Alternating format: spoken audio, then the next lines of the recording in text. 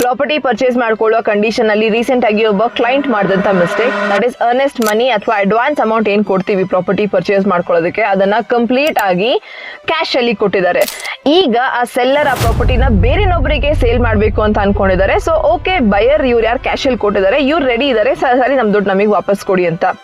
Seller ಈಗ ಹೇಳ್ತಿರೋದು ನೀವು ನನಗೆ ದುಡ್ಡೇ ಕೊಟ್ಟಿಲ್ಲ, ಸೊ ಏನ್ ಪ್ರೂಫ್ ಇದೆ ನಿಮ್ಮ ಹತ್ರ ನೀವು ನನಗೆ ದುಡ್ಡು ಕೊಟ್ರಿ ಅಂತ. ಈ ರೀತಿ ಕಂಡೀಷನ್ಸ್ ಅಲ್ಲಿ ಆಸ್ ಅ ಬಯರ್ ನೀವು ಜಾಗ್ರತೆಯಿಂದ ಇರೋದಕ್ಕೆ ಮಾಡ್ಬೇಕಾಗಿರುವಂತದ್ದು, ಫಸ್ಟ್ ಈ ಸೇಲ್ ಟ್ರಾನ್ಸಾಕ್ಷನ್ ಎಕ್ಸೆಟ್ರಾ ಅಂತ ಹೇಳುವಾಗ ಇನ್ಕಮ್ ಟ್ಯಾಕ್ಸ್ ಗೈಡ್ ಲೈನ್ಸ್ ಆಗ್ಲಿ ಅಥವಾ ಇನ್ಕಮ್ ಟ್ಯಾಕ್ಸ್ ಆಕ್ಟ್ ನ ಪ್ರಕಾರ ನೀವು 2 lakhs ಗಿಂತ ಜಾಸ್ತಿ ಕ್ಯಾಶ್ ಅಲ್ಲಿ ಟ್ರಾನ್ಸಾಕ್ಷನ್ ಮಾಡೋದಕ್ಕೆ ಆಗದೇ ಇಲ್ಲ. ಅಂಡ್ ಇಫ್ ಇನ್ ಕೇಸ್ ನೀವು ಆ ರೀತಿ ಮಾಡ್ತಿದ್ರೆ ನೀವು ಅದಕ್ಕೆ ಎಕ್ಸ್ಪ್ಲನೇಷನ್ ಕೊಡ್ಬೇಕಾಗತ್ತೆ, ಸೋರ್ಸ್ ಎಲ್ಲಿಂದ ಬಂತು ಅಂತ.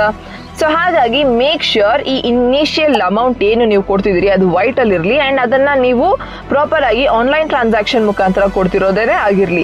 ಸೊ ದಟ್ ನಿಮ್ಮ ಹತ್ರ ಒಂದು ಸಬ್ಸ್ಟಾನ್ಷಿಯಲ್ ಪ್ರೂಫ್ ಇದೆ ದಟ್ ನೀವು ಇಷ್ಟು ಅಮೌಂಟ್ ಅನ್ನ ಇವರಿಗೆ ಈ ಪರ್ಪಸ್ಗೆ ಕೊಟ್ಟಿದ್ದೀರಿ ಅಂತ.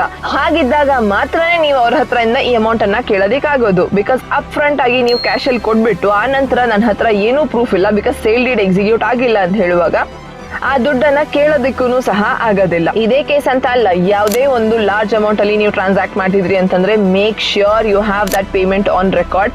ನಿಮ್ಮ ಹತ್ರ ಅದರ ಟ್ರಾನ್ಸಾಕ್ಷನ್ ID ಪ್ರೂಫ್ ಇದ್ರೆ ಒಳ್ಳೇದು.